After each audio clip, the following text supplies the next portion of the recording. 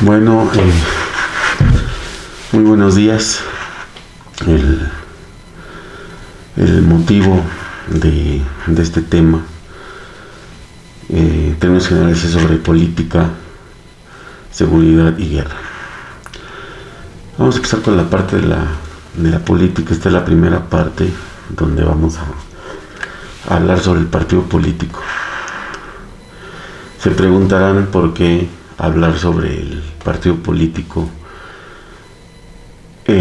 No es un tema, es un tema más bien que se pasa por alto la mayoría de las ocasiones en los noticieros, en los comentaristas, en los intelectuales. Se habla del partido X y el partido X, el partido tal y el partido tal, y que la derecha, que la izquierda, que los conservadores, que este líder, que el otro. Y eso es lo que ve el ciudadano común y corriente. Eso es lo que ve el ciudadano. Y observamos unos criticando a otros exponiéndole en medios al competidor todos los errores o imputaciones de conductas probablemente constitutivas de algún delito. Y observamos esta especie de lucha. Pero el partido pasa completamente por alto. Y es un interés el hablar sobre el partido político, pero no desde el punto de vista que comúnmente vemos en los medios. Por eso tuve la intención de hacer estas presentaciones, estas opiniones, porque el ciudadano común y corriente, el pueblo en general, es un gran auditorio en donde está constantemente bombardeado por diversas fuerzas políticas, por diversos partidos políticos, todos tratándose de ganar la emoción del ciudadano, pero que ésta tenga una representación en el voto. Por eso hablar del partido político es un tema que, para empezar, no quiero adentrarme en términos superficiales. El objetivo es darle otro aspecto de mayor profundidad verdadera, por lo siguiente. Desde el punto de vista de la ciencia política y desde su encuentro con las teorías o estudios organizacionales, vamos a ver qué es realmente un partido político. Realmente el partido político tiene por esencia esta pugna por ver quién hace más por el ciudadano, por ver quién le da más al pueblo. Se da esa pugna entre partidos por ver quién hace más infraestructura, por ver quién le da más dinero en asistencia social al ciudadano, cómo realmente se comporta dentro de sí la organización política conocida como el partido político.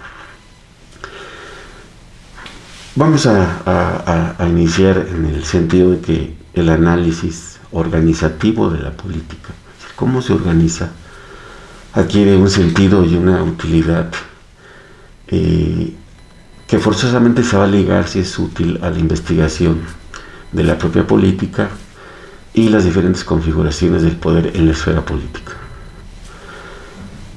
Aquí hay una perspectiva de un perfil realista, ¿verdad?, que se deriva de Weber, Michels, Mosca, que han influido tanto en la ciencia política como en la sociología, ¿verdad?, donde hay una parte de estudio de las organizaciones contemporáneas.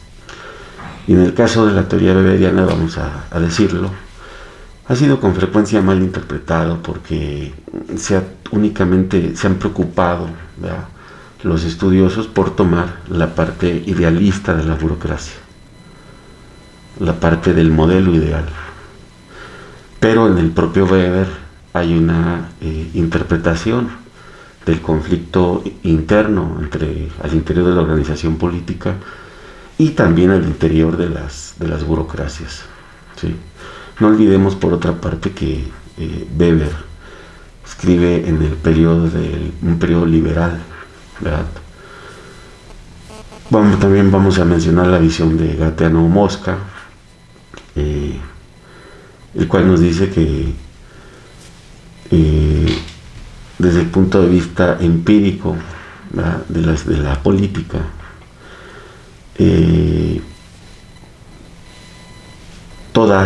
efectivamente todas estas organizaciones políticas tienen la parte en su génesis, en su origen, lo que llamaríamos, por ejemplo, el discurso del partido político, ¿verdad?, o su razón social. Él dice que es una ficción, la parte ideológica. Ya después vamos a ver que no es tan una ficción, porque tiene un arrastre, ¿verdad?, que genera una lealtad emocional. Después lo vamos a ver. Vamos a pasar a los factores de la organización dinámica en las políticas. La organización como arena, en donde hay un choque, ¿no?, y donde las élites tienen un desempeño relevante, porque las élites son las que crean, las que le dan el empuje y crean valores en el tiempo. La visión, por ejemplo, ver una organización, la que sea en la vida social, como un órgano, ¿verdad?, que haciendo una analogía a la biología, representa como un sistema nervioso, ¿no?, donde se coordinan los movimientos, es como un ser vivo. Esta teoría es una teoría clásica, ¿no?, que después de ahí va a surgir el funcionalismo, el estructural funcionalismo. No da lo suficiente para el tema que nos interesa. Posteriormente se sustituiría por los modelos políticos y se observaría a la organización política como una arena en pugna, una arena en lucha. Hay elementos de análisis organizativo analizando estos dos enfoques. Uno de ellos, por ejemplo, es el rol, ¿verdad?, de los fines y los objetivos de la organización, la naturaleza del poder, los vínculos impuestos por la propia estructura y la característica, cómo se caracterizan las relaciones entre la organización y su ambiente. O sea, el ambiente es la sociedad. Hay una dinámica organizativa donde viene el tema de la génesis, cómo surge la organización. Generalmente todas las organizaciones políticas, todas, tienen un génesis en donde un líder llamado también un caudillo o un jefe, alguien que ejerce el poder, ¿verdad?, y que desarrolla un elemento carismático, y es el que da el empuje. Casi todas van a tener esta característica. Posteriormente viene el proceso de institucionalización y de un posible cambio organizativo. Fíjense que aquí en este elemento de la dinámica organizativa, donde vemos la génesis, la institucionalización y el cambio, posteriormente lo vamos a ver en otros capítulos, que es más o menos lo que hemos venido viendo, observando en dos organizaciones políticas en México. El PRI, ¿no?, cómo se originó el PRI, cómo se institucionó el PRI, ¿sí?, y también en el partido actual en el poder, Morena, cómo surge. Se fijan aquí, el líder principal de esta organización es el presidente Andrés Manuel López Obrador. O sea, es el que surge con el liderazgo, el que le da el empuje. Y luego posteriormente vendría un proceso de institucionalización. Posteriormente vendría una contradicción entre estos dos enfoques, entre el enfoque organicista y el enfoque del contrato social. El enfoque de la organización como organismo tiene objetivos, tiene fines, y no necesariamente corresponden con los fines de la organización, de su razón social, ¿sí?, o sea, de los fines de la organización en términos de todos, porque a veces pueden existir exigencias sistémicas por los integrantes de esa organización. Esto lo vemos viene a anclarnos a la posición de Michels sobre el realismo político. Dice, es una ficción la ideología. Bueno, no es una ficción porque eso lo tienen todas las organizaciones políticas, todos los partidos. Es una especie de guía ideológica y moral la que se va a impregnar en todo el sector, posteriormente lo vamos a ver, el sector de los creyentes, y que puede en un momento dado pugnar, hay una exigencia del sistema, pugnar porque se cumpla ese ideal, ¿sí? Ahora vamos a ver el contrato social. Bueno, a diferencia de la visión organicista, en la visión del contrato, solo los integrantes, los individuos, son los que pueden tomar la elección o preferir una cosa por otra. El fin último es la satisfacción de esos diferentes intereses individuales. Desde esta perspectiva, ¿sí? La organización es un conjunto de personas que buscan obtener ciertas cosas, sirviéndose de otras personas para conseguir el fin. En este caso, la organización política, como vista como un contrato social, todos los participantes buscan que sus objetivos sean satisfechos, que se satisfagan. ¿A través de quién? Pues a través de los dirigentes. Pero también nos vamos a dar cuenta que va a surgir un conflicto posteriormente.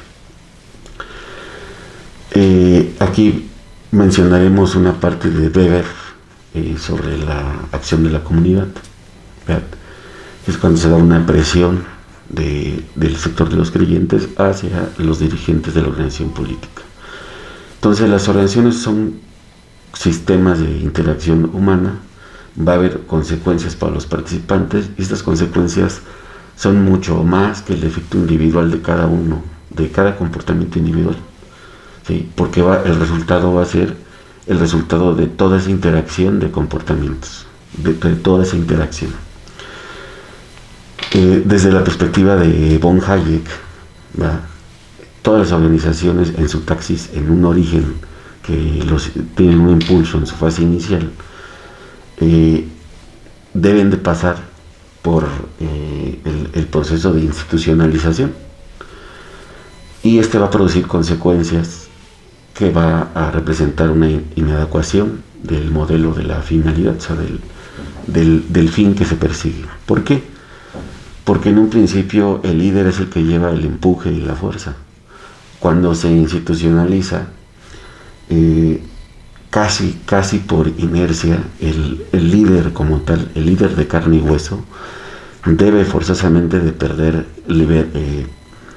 hegemonía, debe de perder influencia, porque en consecuencia las normas, las reglas internas son las que representan los límites de interacción entre los integrantes. De tal manera que en las dos concepciones, la organicista y el contrato, la solución es encontrar un vínculo entre los fines de la organización y los fines del grupo dirigente.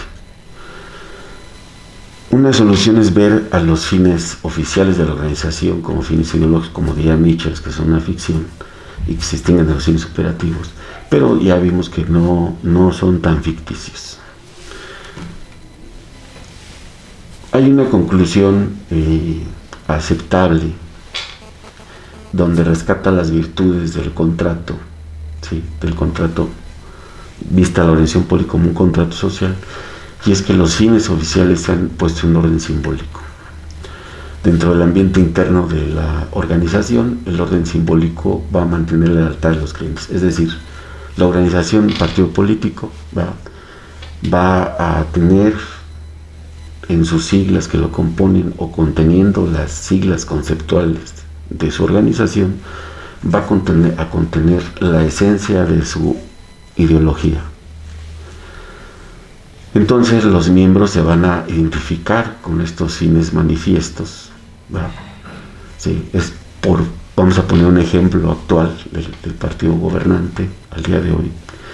Primero los pobres, Entonces, un gran sector de la población se va a identificar con esa intencionalidad del partido en el poder, ¿verdad? Con esa intencionalidad que tiene que tener un reflejo concreto. Entonces, el reflejo concreto es, por ejemplo, la asistencia social, las obras de infraestructura, y es donde el mito, la ideología, las sagas organizativas van a conformar toda una argumentación en torno de este rol que va a jugar, ¿verdad? Este mito, es decir, lo que se va a crear ideológicamente. Entonces, los fines manifiestos van a desarrollar asimismo roles simbólicos importantes, no solo en las acciones voluntarias, sino en las empresas privadas, también en las empresas privadas, donde, si se fijan ustedes, la empresa privada no es un partido político, no pone un candidato para los diferentes niveles de gobierno, pero hace curiosamente lo mismo la empresa privada. Crea la empresa privada un mito, ¿verdad? Pero no creen en la participación no retribuida. Es decir, todos sus empleados de una empresa privada, ¿verdad?, también tienen que asimilar esa prerrogativa ideológica, ese mito de la organización privada. En el ambiente externo, fuera de la organización, los dirigentes reivindican los fines oficiales sobre un determinado territorio que dominan o espacio vital frente a otras organizaciones rivales o con las que compiten. Es decir, ese territorio no únicamente va a tener una